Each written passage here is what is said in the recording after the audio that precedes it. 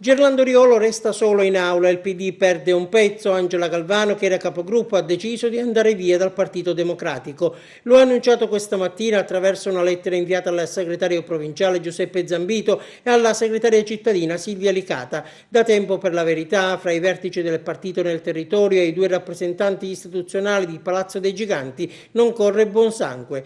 Galvano ha deciso così di fare scorrere i titoli di coda sulla sua esperienza dentro il PD.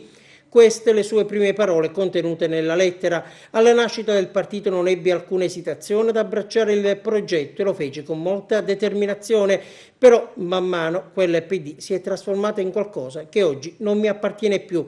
E così dunque si arriva al divorzio. Angela Galvano approda nel nuovo soggetto politico che vede leader ad Agrigento e in Sicilia Angelo Capodicasa.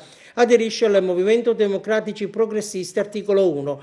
E per lei non poteva esserci battesimo migliore. Domani ad Agrigento, in occasione di un corso di formazione politica, arriverà nella città dei templi il leader nazionale Pierluigi Bersani. Galvano si collocherà all'opposizione dentro Aula Sollano e a questo punto quale sarà il ruolo del PD dentro l'amministrazione Firetto? Riolo rappresenterà se stesso in giunta e poi le segreterie da tempo invocano una verifica al sindaco Firetto e allo stesso Riolo non hanno mai riservato apprezzamenti politici. Ai posteri l'ardua sentenza.